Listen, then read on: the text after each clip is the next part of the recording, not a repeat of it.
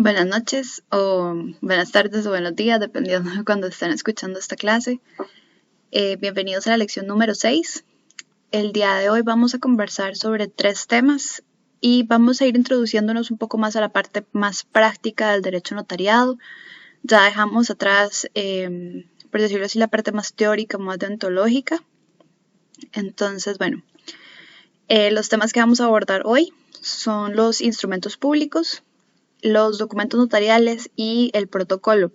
Me gustaría que observen esta escala y la vean como de ir de lo general hacia lo específico. Los instrumentos públicos van a ser el género, mientras que los documentos notariales van a ser la especie, y el protocolo en este caso es una herramienta en la que vamos a introducir, por decirlo así, o plasmar unos cuantos tipos de documentos notariales, no todos, ¿sí? Entonces, más o menos esta es la estructura que vamos a continuar con el día de hoy. Y bueno, vamos a empezar. Los instrumentos públicos.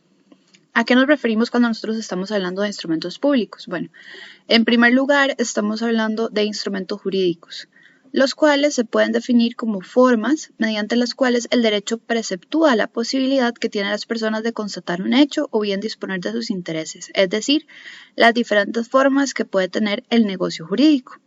Cuando nosotros hablamos en derecho, recuerden que tenemos los hechos, tenemos los actos, tenemos los negocios jurídicos, y un hecho o un acto va a ser jurídico, digamos, o va a ser de interés para el derecho, en la medida en que tengamos algún interés de por medio o que éste tenga alguna consecuencia jurídica, ¿no? No todos los hechos van a ser interesantes, recuerden esto siempre. Por lo que, digamos, el instrumento jurídico como tal siempre va a reflejar un hecho, un acto, una situación que tiene ese carácter de jurídico, ¿no? Que tiene un interés para el derecho. Entre los instrumentos jurídicos que encontramos, bueno, encontramos los documentos privados, podemos encontrar los contratos, podemos encontrar digamos, tal vez los documentos propios de la administración pública, reglamentos, leyes, etc. Y también encontramos, por supuesto, los documentos públicos, ¿no? Entonces, aquí vamos viendo más o menos esta relación de género y especie y clase que les estaba comentando en la diapositiva anterior. Ahora, el instrumento público es una versión o es una parte de los instrumentos jurídicos. ¿Qué características tiene o qué elementos lo definen, por decirlo así? Bueno, en primer lugar, es un acto jurídico, ¿no? Es un acto que va a tener interés para el derecho, que va a tener consecuencias y va a tener efectos jurídicos, pero además tiene ciertos elementos que se necesitan o que son requisitos, por decirlo así, para que se dé un instrumento público. Y estos son que haya una base volitiva. Aquí quiero que traten de hacer como este esfuerzo, tal vez de desprenderse un poco de lo que resulta a veces obvio y lo analicen. Y es que el instrumento público nace o viene a la luz porque nosotros tenemos una voluntad de crear una situación, de modificarla o de extinguirla, pero nuestra voluntad por sí sola no es suficiente. ¿Por qué? Bueno, porque la voluntad no es permanente, se expresa y no puede ser, digamos, probada o no puede ser llevada a juicio. Es una cuestión inmaterial, incluso intangible. Entonces el instrumento público va a ser la forma, por decirlo así, de llevar esa voluntad a tierra, de encadenarla o incluso de materializarla. Y creo que la mejor metáfora que podemos utilizar es que el instrumento, el documento como tal, le va a dar un cuerpo físico a esa intención que nosotros tenemos. Pero no cualquier intención puesta por escrito va a tener el carácter de instrumento público, sino que para poder tener esta figura tiene que tener una forma específica y además tiene que ser hecha por alguien con una investidura apta o adecuada para poder conformarlo. Sí, obviamente esto nos lleva a la figura del notario. Entonces, esto se resume, digamos, en que los instrumentos públicos son al mismo tiempo un documento físico, lo más básico, ¿no? El concepto más sencillo, papel y forma, lo más evidente, pero además son un documento funcionario, porque para que sea tal tiene que haber un funcionario público de por medio con una investidura dotada por la autoridad y un documento voluntad, porque este documento va a reflejar y va a perpetuar las intenciones y declaraciones de las personas interesadas en él. ¿Sí? Ahora, los instrumentos públicos y los notarios. Esto es algo, lo puse así porque quiero que lo veamos más en detalle. Digamos, nosotros estamos hablando de que los instrumentos públicos son un género. Los documentos notariales solo son una parte de esos instrumentos públicos. ¿Por qué son vitales los instrumentos? ¿Por qué son tan importantes estos documentos? Bueno, la primera de todas es porque la fe pública solo se expresa en el documento, no por la vía oral. ¿Qué quiere decir esto? Que si yo llamo a un notario a testificar frente a otra persona, el notario va a seguir siendo un simple mortal. Y el testimonio del notario va a valer tanto como el de la persona que está declarando en su contra o que está declarando en sentido contrario. Mientras que, si nosotros ponemos a estas dos personas a actuar por escrito, es muy diferente el valor que va a tener el documento respecto al valor que va a tener el documento de la persona que no es notaria, ¿sí? Entonces esto es algo que quiero que vean, la relación tan fuerte, estrecha y necesaria que existe entre la fe pública y el documento.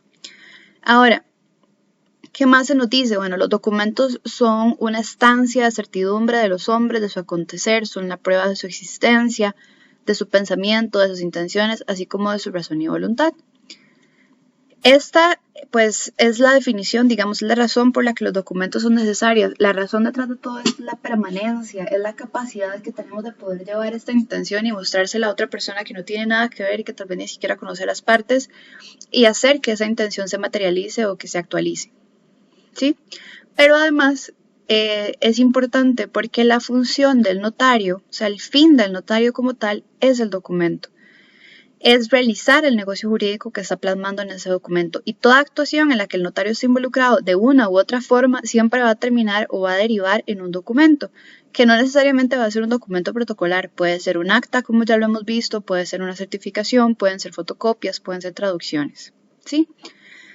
Entonces, como nos lo dice acá don Germán Mora, toda actuación del notario va a converger en la redacción de un documento. Es el destino primario de la función notarial. Es un medio material, perceptible, históricamente permanente y trascendente.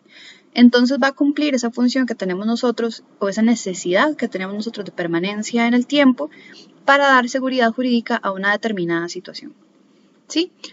Ahora, dentro de los instrumentos públicos, nosotros encontramos a los documentos notariales. Y esta, como les digo, es una relación género y especie. ¿Qué se entiende por documento notarial? Bueno, una definición simple que nos da también don Germán Mora es que los documentos notariales son aquellos expedidos por un notario público o notario consular en el ejercicio de sus funciones dentro de los límites, competencia y formalidades establecidos por la ley. Ahora, esta función se traduce también en la función que acepta y que entiende el Código Procesal Civil. Y es básicamente la misma, digamos, es la que nuestro ordenamiento ha incorporado. Algo interesante es que nuestro Código Procesal Civil anterior, creo que a ustedes sí les dio tiempo de estudiarlo, definía también qué se entendía por documento, no tanto ya por documento público, sino por documento en general, y era una gama muy amplia, ¿no? Que nos cubría desde CDs, fotografías, archivos, cartas, videos, cualquier forma en la que se pudiese reproducir una situación. Ahora, curiosamente, el Código Procesal no incurre en esa definición de documento, pero sí nos hace esta definición de documento público. Ahora, un detalle, y eso es importante, es parte de las aclaraciones que les vengo haciendo, los documentos públicos no son necesariamente notariales, ¿sí? Son documentos redactados o extendidos por funcionarios públicos, o sea que pueden ser también personas de gobierno, según las formas requeridas y dentro del límite de sus atribuciones, y los calificados con ese carácter por la ley. Entonces, ¿qué quiere decir esto? Que para poder tener el carácter de público, cada uno de los documentos va a tener que cumplir con una legislación o con unas especificaciones particulares. Lo mismo que sucede con los documentos notariales. Ahora, un punto interesante, una precisión interesante que hace el Código Procesal Civil es que el documento que se otorga ante un notario da fe, y eso es súper importante, no solo de la existencia del contrato o de la disposición por el cual fue otorgado, sino de los hechos jurídicos anteriores, o sea, de los antecedentes que se relatan en él, en los términos simplemente enunciativos, con tal de que la enunciación se enlace directamente con la convención o disposición principal. Entonces, un poco lo que recordarán, les comentaba en las clases anteriores, si ustedes dicen que una persona está casada y está soltera, están dando fe de que está casada, por ejemplo. Si ustedes dan fe de que la persona vive en tal lugar y vive en otro, bueno, eso también es algo de lo que ustedes están dando fe. Entonces, son cuestiones que no se pueden tomar por innecesarias. y siempre hay que estar vigilantes y pendientes de que estamos haciendo lo adecuado. Además de que nosotros estamos dando fe de que todo lo que se relata y todo lo que está ahí fue comprobado por nosotros y comprobamos su materialidad, su existencia y su realidad, ¿sí? Ahora, los documentos notariales. Teniendo en cuenta de que vienen definidos, digamos, o que su existencia viene dada por las formas específicas que se solicitan en el reglamento o en las disposiciones específicas, y por el hecho de que son emitidos por un funcionario público o la persona notaria, que como sabemos bien no es un funcionario público pero ejerce una función pública, los documentos notariales también cumplen varias funciones y tienen otras características, que es lo que vamos a ver ahorita. ¿Cuáles son sus funciones? Bueno, la primera y más obvia es que da forma a los hechos, manifestaciones y voluntades. Recuerden que la persona a ustedes nunca les va a llegar a decir, mira, necesito que me hagas una localización de derechos y una hipoteca y un gravamen. No, la persona va a llegar y les va a decir, bueno, yo tengo esta situación, les corresponde a ustedes como notarios hacer esa traducción de la voluntad de la persona y darle forma. Constituirlo sustantivamente, como les decía, es materializar esas voluntades en algo tangible, en algo que se pueda reproducir y que tenga permanencia. Y además, la más importante es que les da jerarquía de certeza o una condición privilegiada que desplaza los cuestionamientos. Entonces, ¿qué quiere decir esto? Bueno, que nadie va a ser capaz de ir a cuestionar un documento público porque sí. El juez, de hecho, le va a dar prioridad ante cualquier otra prueba material que exista. ¿Qué va a suceder? Bueno, que van a tener que ir a cuestionar la legitimidad o la autenticidad de ese documento con las consecuencias que ustedes bien saben cuáles son. Entonces, esa jerarquía de certeza, digamos, esta autoejecutividad es una de las funciones principales de esos documentos notariales. ¿Qué es lo que nos dicen? Bueno, por ejemplo, ustedes pueden hacer un contrato privado, claro, eso no hay ningún problema. Ustedes pueden hacer el mismo contrato en versión notarial y versión privada. ¿Qué sucede? Por ejemplo, con una transferencia de propiedad, véanlo así. Ustedes hacen un acuerdo, transfieren con una persona. Ustedes bien saben que la teoría del derecho dice que la compra-venta está hecha cuando hay acuerdo entre cosa y precio, ¿no? Entonces ustedes llegan con una persona y le dicen, bueno, yo quiero comprarle este terrenito por tantos dólares. La persona está de acuerdo, firman un contrato en papel blanco sin ningún problema y ustedes tienen ahí su título de propiedad. ¿Qué pasa cuando hay algún problema con esa propiedad? Bueno, ustedes para hacer valer ese título van a tener que ir a un proceso civil ordinario, con todo lo que eso tiene que durar, con todas las dificultades que eso tiene, demostrarle al juez que el contrato se hizo, que es real, y hasta después de haber ganado el juicio, chicos y chicas, es que ustedes van a poder inscribir esa propiedad en el registro. Ahora, ¿qué pasa con el notario? Bueno, el notario se ahorra todo esto y ustedes simplemente lo llevan directo al registro. ¿Por qué? Porque el notario le está dando fe al registro público que el documento, que el contrato, que todo lo que sucedió y se dio en ese lugar es auténtico. Y el registro público le cree, digamos, asume esa condición privilegiada y procede a tramitar el caso. Ahora, 5 características de los documentos notariales. Bueno, primero, en cuestiones temporales, ¿cuál es la temporalidad del documento? Es de permanencia. El documento tiene una vocación de permanencia. ¿Qué quiere decir esto? Que bueno, después de que salga de las manos del notario, va a pasar a un archivo notarial, donde en principio va a ser custodiado para los historiales y para todos los efectos que tengan y hayan y que vengan. ¿Cuál es su condición espacial? Bueno, es corporal, es tangible, es algo que podemos tocar, ver, sentir. Es sustancial, ¿no? Viene a constituir relaciones jurídicas o hechos, a extinguirlos o a modificarlos o a trasladarlos. Tiene un contenido concreto. Además de eso es auténtico, es la razón o es la capacidad que le damos al notario de creer que lo que él hizo es cierto, es verídico. Y además es un documento con autoría. ¿Qué quiere decir? Que el documento, si tiene todos estos elementos, pero no tiene el autor que tiene que tener, que en este caso es el notario o la notaria, no va a tener validez. Ahora, una advertencia. Tengan siempre presente lo que ustedes vieron en derechos reales sobre el acto del negocio y el acto traslativo. Nosotros, aún en derecho notarial, podemos, por ejemplo, hacer la escritura. Y obviamente esa escritura va a tener validez entre las partes. Eso lo vamos a ver un poquito más adelante cuando veamos el tema del registro público. Pero si ese documento no se inscribe, ese documento no va a tener efectos de prioridad de ningún tipo frente a cualquier otro negocio jurídico relacionado a esa, digamos, propiedad. Y esto puede o genera incluso en muchos casos estos desórdenes en los que hay una persona que compra un terreno, no lo inscribe, de repente aparece una hipoteca y la persona tiene que ir a demostrar que le estaba vencido, entonces que aquello fue un fraude, etc. ¿Sí? Entonces, este acto posterior de inscripción, de llevar a las instituciones que van a dar, por decirlo así, una firma posterior de ejecutoriedad o aún más certeza respecto del título frente a terceros, le van a dar esta capacidad de responder erga omnes, también viene relacionada y no podemos dejarla de lado. El documento a veces por sí solo no va a ser suficiente. Puede ser que en otros casos sí, como por ejemplo en el caso de los testamentos.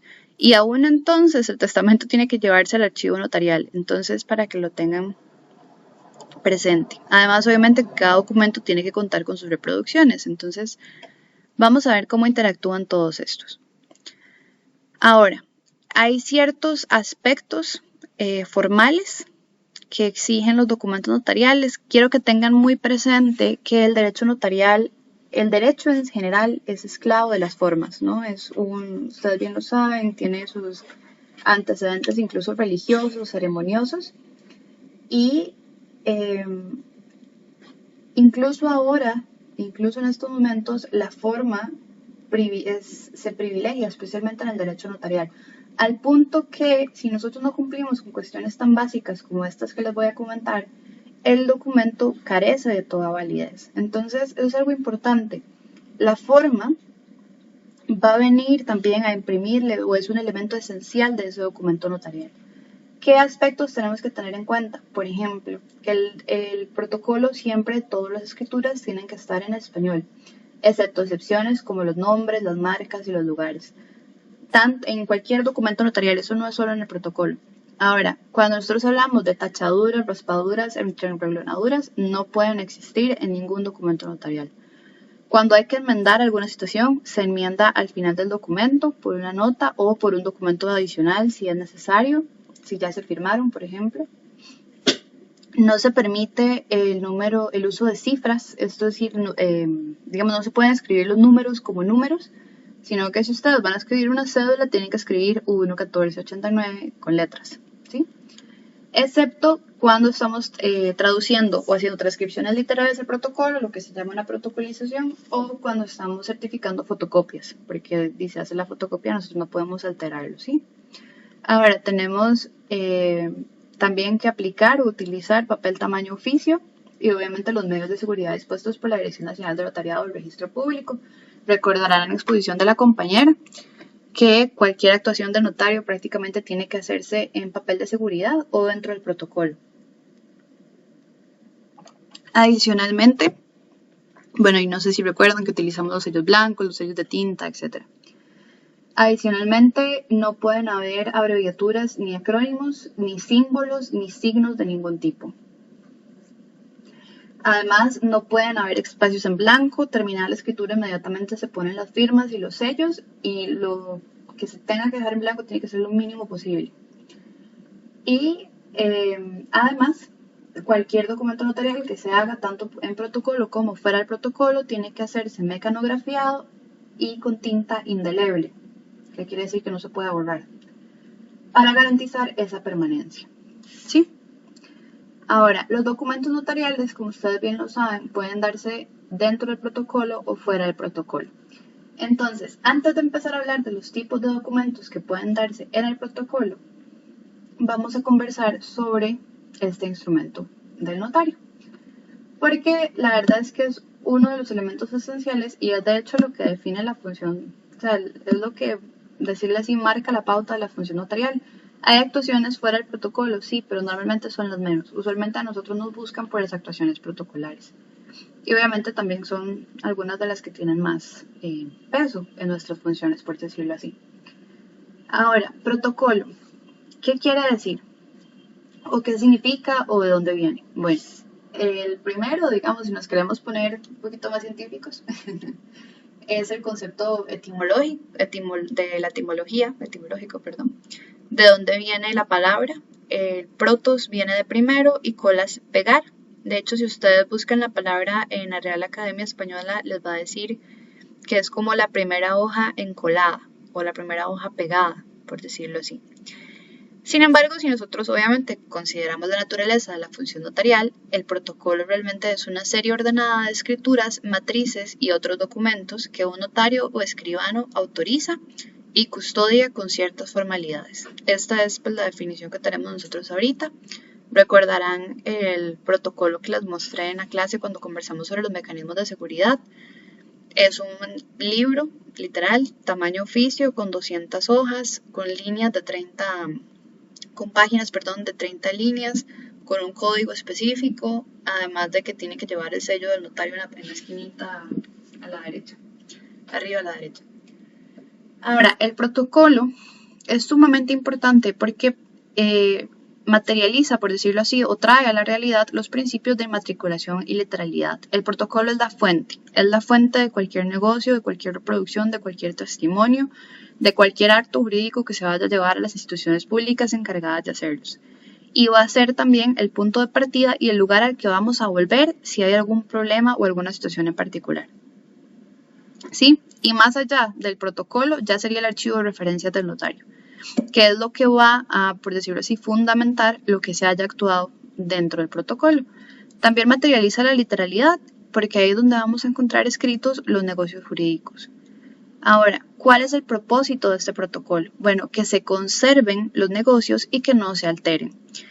El protocolo o el objetivo del notario es tener una persona imparcial que garantice la autenticidad de un documento y que éste no sea alterable, ¿sí? Entonces, digamos, piénsenlo así, cuando ustedes tienen dos partes interesadas, siempre pueden haber tentaciones de hacer trampas. Y si ustedes les dan los contratos a las partes, pues muy probablemente o puede ser que si hay algún conflicto o alguna situación, el documento se pueda haber alterado o una de las partes vaya a cuestionar la veracidad de la otra. Entonces realmente el objetivo es tener algún lugar donde ir a cotejar, donde ir a garantizar o asegurarnos de que el documento que nos están presentando fue tal cual como se acordó en un principio. Y les voy a dar un ejemplo interesante, digamos, de cuál es la utilidad de esto. Hay una... si la quieren ver en Netflix es bastante buena. Hay una serie que se llama El levantamiento de los Fénix, The Rise of the Phoenix. Es una historia sobre un imperio similar a China, no es China, pero bueno, está inspirado en la cultura china. Y en el medio de la historia, digamos, el emperador tiene 9 hijos y hace un decreto para decidir cuál va a ser el hijo que se va a quedar con el trono. ¿Qué hace el emperador? Oculta varias copias del decreto. Sin embargo, a los hijos les dice que solo hay uno. Y en algún momento, digamos, de la serie, se los voy a spoilear si la quieren ver, pero en algún momento uno de los hijos roba este pergamino, lo altera y trata de sobreponerse al hermano, a los hermanos y el papá, etcétera, utilizando el pergamino. Entonces, ¿qué sucede? Bueno, que el padre o las personas interesadas sacan el otro pergamino y le dicen, bueno, sabemos que usted lo alteró y que usted es el culpable porque realmente lo que el pergamino decía era esta otra cosa. Entonces, si ustedes lo ven, es tener una fuente, es tener eso, un lugar a donde volver y cotejar la veracidad de las situaciones, la veracidad de los instrumentos, de los testimonios primeros, ulteriores, etcétera, que se nos estén dando. ¿Sí? Y así garantizar, dar esa seguridad sobre los negocios que estamos tratando. Ahora, según el país, esto es algo interesante, el protocolo puede pertenecer al notario o a la notaría. Ahí me faltó una tilde, disculpen. La notaría, por ejemplo, en el caso de México, es el lugar pues, donde se realizan, donde el notario tiene su oficina, pero ahí más bien no es la oficina del notario, sino más bien el notario es de la oficina, le pertenece a ese lugar. Y el protocolo también, lo que quiere decir que el protocolo pues no va a cerrarse cuando el notario deje de ejercer o cambien de notario, por ejemplo. Puede tratarse de un libro o documentos expedidos en un plazo determinado. Por ejemplo, el protocolo pueden ser los documentos que se expiden en un plazo de 6 meses, como es en el caso de Honduras. En el caso de Costa Rica, bueno, el protocolo nos pertenece a nosotros, de hecho está asignado a nuestro nombre y registrado como tal. y se trata de un libro que eventualmente va a ser encuadernado, porque si ustedes verán, actualmente es un librito como no está encuadernado propiamente, sino que lo que tiene son como tornillos para poder mover los documentos y hacer las impresiones según sea necesario. Ahora, ¿qué cuidados hay que tener con el protocolo? Esto pues es sumamente importante, es parte de la labor notarial. Lo primero es que todos los tomos se inician con la escritura número 1, entonces cada tomo va a tener una numeración independiente. Entonces, por ejemplo, vamos a tener la escritura número 3 del tomo número 2, o la escritura número 5 del tomo número 3, etc. Ahora, la Dirección Nacional de Notariado es la encargada de hacer la autorización, como bien nos ha explicado la compañera también en su exposición. La DNN tiene la labor de, cuando nos juramenta, darnos una carta para que el Banco de Costa Rica nos venda el protocolo, y ya con eso listo y los derechos pagos, entonces la Dirección Nacional de Notariado hace la razón de apertura. El Archivo Nacional es el encargado de custodiarlos de forma definitiva una vez sea finalizado. ¿Qué sucede? Bueno, nosotros tenemos que ser sumamente cuidadosos con el protocolo. ¿Por qué? Porque cualquier descuido, negligencia, pérdida de uno de los folios, destrucción, etc., podría conllevar la suspensión por un mes. Y además tenemos el deber de exhibirlos y mostrarlos cuando la Dirección Nacional de Notariado o las autoridades públicas no lo soliciten, so pena de ser suspendidos también un mes si nos negamos. ¿Qué pasa cuando tenemos que salir del país? Bueno, los notarios están obligados a hacer un depósito temporal o de informar a la Dirección Nacional de Notariado dependiendo de los plazos. Si el plazo es menor de 3 meses, el notario puede llevarse el protocolo consigo o dejarlo en una notaría o depositarlo a la Dirección Nacional de Notariado, que yo sinceramente creo que es la opción más segura. Si se van a ausentar por más de 3 meses, de 3 a 6, se deposita de forma temporal en el Archivo Nacional. Y mayor de 6 meses simplemente tiene que cerrarse y depositarlo en el Archivo Nacional. ¿Sí? Ahora, para depositarlo, bueno, ¿cómo hacemos el depósito del protocolo? Cuando lo concluimos, se hace ante el archivo notarial. Tiene que hacerse, esto es una normativa importante, tenemos un mes a partir de la fecha de la última escritura para presentarlo entre el Archivo Nacional. Tenemos que cancelar 200 colones de timbres y los costos de encuadernación, que me imagino que esos son variables todos los años, momentos y lugares. Además de que todos los folios tienen que estar en buen estado, todas las escrituras tienen que estar firmadas o selladas o llevar un no-corre. Y además para el depósito tiene que estar al día con la presentación de los índices, sumamente importante. Ahora, hay dos tipos, como les comenté en la parte anterior, el depósito temporal y el depósito definitivo. El depósito temporal se hace ante la Dirección Nacional de Notariado. Podemos no presentar los índices durante esos 3 meses. Y el depósito definitivo se hace ante el Archivo Nacional cuando el protocolo se concluye, el notario fallece o hay alguna razón que requiera el cierre anticipado. Por ejemplo, que el notario fue inhabilitado o fue suspendido por un plazo mayor a 6 meses. Para esto se tiene que hacer una razón de cierre. Siempre que el protocolo ya no se va a utilizar más, se tiene que hacer una razón de cierre. ¿Qué incluye esa razón de cierre? Bueno, incluye ciertos elementos importantes. Primero, que el notario hace constar, que finaliza el tomo número tal del protocolo, el cual contiene tantas escrituras firmadas y otorgadas. Tenemos que decir, como con los testigos o los connotarios en su caso, tiene que decir cuáles escrituras no corrieron, identificarlas específicamente.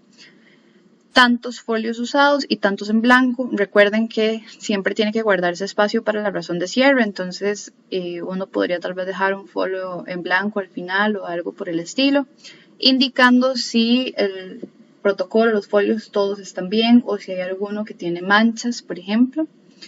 Y finalmente pues dar fe y dar la firma. Si el protocolo se está cerrando de forma, digamos, anormal, por alguna de las condiciones que les comenté, se tiene que consignar el motivo y además cualquier otra circunstancia o situación que el notario considere que es importante. Ahora, ¿qué pasa si nosotros perdemos alguno de los folios o se nos daña el protocolo por alguna razón o lo extraviamos? Bueno, hay un procedimiento que se gestiona ante la Dirección Nacional de Notariado y acá es sumamente importante que los notarios sean sumamente ordenados. ¿Qué sucede? Bueno, lo primero es que si hay un deterioro parcial, un daño o una pérdida del protocolo, se tiene que informar a la Dirección Nacional de Notariado los 3 días siguientes. ¿Por qué? Recuerden que estamos hablando de un instrumento que solamente utilizan los notarios y pues que son, o sea, que es vital para su función y que en manos de cualquier otra persona, si el notario no lo reporta, pues puede llevar y causarle algún tipo de responsabilidad de la que claramente nadie quiere saber nada. Ahora, se deben detallar las circunstancias que provocaron el siniestro, o sea, tienen que dar una explicación a la dirección de notariado de cómo sucedió lo que sucedió. ¿Por qué? Porque perdiendo las circunstancias en las que esto sucedió puede haber algún tipo de suspensión. Como les comentaba, si se comprueba que hay negligencia, descuido de parte del notario, pues en estos casos el notario puede verse expuesto a una sanción de 1 mes, por ejemplo. Si el daño es parcial, se tienen que adjuntar las partes dañadas y si habían escrituras, por ejemplo, presentar las copias de los documentos que estaban en esa parte. Por eso es que les digo que el notario tiene que ser sumamente ordenado, porque cuando nosotros vamos a solicitar una reposición, tenemos que, por decirlo así, mostrar lo que estaba ahí o demostrar lo que estaba. ¿Qué quiere decir esto? Bueno, yo les he hablado a ustedes 1.000 veces del archivo de referencias. El archivo de referencias también tiene que contener copias de todos los instrumentos que ustedes autoricen en el protocolo. O sea, que cuando ustedes hacen alguna escritura o alguna situación de estas, ¿qué tienen que hacer? Bueno, expedir los testimonios de la parte, expedir el testimonio del registro nacional o a la autoridad a la que lo tengan que presentar si tienen que hacerlo y además expedir una copia que yo les recomiendo que sea también con todas las formalidades para su archivo de referencias. ¿Sí? Ahora, ¿qué pasa cuando lo que se pierde no es el protocolo como tal, sino solamente una parte o unas cuantas hojas? Lo primero es que si los folios no se utilizaron, se tiene que informar a la Dirección Nacional de Notariado y obviamente con todos los detalles dentro de los 3 días, como dijimos anteriormente. Y esta va a ordenar la reposición. Una vez se repongan los folios necesarios, el notario tiene que hacerlo constar por medio de una razón en el protocolo. ¿Por qué tiene que hacerse constar esto? Por lo mismo, chicos, porque si alguien se encuentra esas hojas y las utiliza, la responsabilidad, acuérdense que esas hojas tienen su sello y tienen un código de barras que los ligan con ustedes. Si alguien con base en esas hojas hace una escritura y hace un fraude, a la responsabilidad le va a caer a ustedes. Ahora, si las hojas fueron utilizadas, volvemos al punto anterior, se tiene que adjuntar una copia del documento que contenían esas hojas y el notario tiene que dar fe de que son originales. ¿Qué pasa cuando lo que se pierde es el protocolo completo? Bueno, en esos casos, la Dirección Nacional de Notariado va a tener que reponer el tomo que se está utilizando. ¿Cómo se hace esta reposición? Bueno, la forma en la que yo la entiendo es como hacer una reconstrucción del tomo a partir de las copias que tiene tanto el notario como las partes. Recuerden que nosotros tenemos un principio de inmatriculación. ¿Qué quiere decir esto? Que el protocolo es la fuente. Si una escritura, un testimonio, por ejemplo, no tiene protocolo madre, no vale de nada. Lo que le da fuerza es precisamente esa matriculación. Es esa matriz que está en alguna parte, que está custodiada por el notario o por el Archivo Nacional. Entonces, ¿qué sucede? Bueno, lo primero es, obviamente, notificar a la Dirección Nacional de Notariado, solicitar la reposición. Si la Dirección Nacional, entonces va a costa del notario, porque ustedes fueron los irresponsables que lo perdieron, por supuesto, publicar 3 avisos en un diario de circulación nacional, llamando a todas las personas interesadas a presentar copias de los instrumentos públicos que tengan en su poder. ¿Por qué? Porque ellos son los principales interesados en que esas copias tengan una matriz. Para que el día de mañana, si lo tienen que hacer valer de alguna forma, haya un respaldo como tal y este archivo independiente que todos necesitamos, que es el que está bajo la custodia del notario. Si al cabo de 1 mes, por ejemplo, véanlo como un rompecabezas, al cabo de 1 mes se presentaron las personas, se les notificaron, ustedes como notarios probablemente van a tener que también hacer una labor de llamar a sus clientes, informarles lo que sucedió y decirles que necesitan que se presenten, que presenten el testimonio a la Dirección Nacional de Notariado en ese plazo. Una vez acabado este mes, si faltan piezas del rompecabezas, o sea, decir que ustedes tienen las páginas de la 1 a la 100 y de repente faltan las escrituras que estaban entre las 120 y las 125 y después continúan y faltan las 200 y faltan las 150 a las 170. Bueno, si faltan esos pedacitos del rompecabezas, la Dirección Nacional de Notariado va a dar 6 meses para que las personas se presenten. Si ya a estos 6 meses nadie ha presentado esas escrituras, se da por concluido el proceso de reposición. Se archivan las copias, se hace una razón, una constancia de los errores, de las omisiones, de las escrituras que lograron reponerse, las que están pendientes, y luego se va a archivar el protocolo de forma definitiva en el Archivo Nacional. ¿Qué pasa?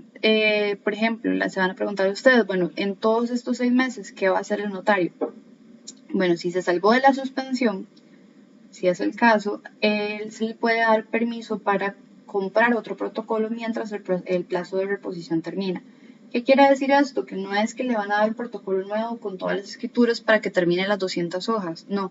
Se van a reponer las escrituras que ya estaban dentro de ese protocolo y cuando logren reponerse todas las escrituras, lo cual se va a comprobar con las copias que aporte el notario, sumamente importante nuevamente, una vez hecho ese proceso se va a archivar y el notario obviamente va a empezar otro protocolo. Pero, como les digo, no va a tener que esperar a que el trámite de reposición finalice. Ahora, vuelvo, ya con esto concluyo. Los 2 puntos sumamente importantes, el archivo de las copias de los instrumentos públicos es obligación del notario, es una de las obligaciones que tiene que cumplir y que incluso en una inspección notarial lo pueden sancionar, llevar un registro paralelo. O sea, ustedes tienen que llevar una copia del protocolo, como les he venido comentando, y este registro, eso sí, pueden tenerlo en cuenta, puede conservarse tanto en formato físico como en formato digital, siempre que sea posible imprimir estas copias. Recuerden que si en el caso de alguna pérdida o reposición, ustedes tienen que ser capaces de poder presentar estos documentos como tales y que queden en un registro físico para poder archivarlos. Entonces eso es sumamente importante. Ahora, estos serían los temas. Chicos, yo sé que las clases me han estado quedando cortitas, pero no quiero saturarlos y siento que vamos bien con el programa. Hemos ido abarcando todos los temas, nos quedan 6 clases y sinceramente creo que 40 minutos es más que suficiente para poner atención, digamos, incluso es dentro de lo didáctico. Entonces no se asusten por eso. Yo estoy pues tratando como de equilibrar las clases en la medida de lo posible y siento que esto es más beneficioso para ustedes. Si alguno tiene algún comentario al respecto, por favor, siéntanse en toda confianza. Ahora, tareas. Para esta semana no tenemos foro, vamos a hacer solamente las tareas normales.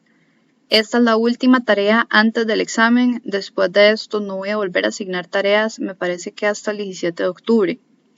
Igual, haciendo cuentas, si seguimos a este ritmo de 4 tareas por sábado, todos van a tener espacio suficiente para cumplir con sus 4 asignaciones, entonces por favor estén pendientes de esto. Ahora, tareas para esta semana, igual son 4 tipos diferentes de escrituras. La primera va a ser la compraventa de terreno, la segunda la localización de derechos, la tercera es la compraventa de autos y la última va a ser la cancelación de hipotecas. Algunas responden a las que vimos esta semana, otras pues son nuevas. Conforme vamos avanzando, yo voy a ir tratando de variar los temas. En todo caso, si tienen preguntas o consultas, por favor me avisan. Y muchísimas gracias por su atención. Que tengan muy bonito fin de semana.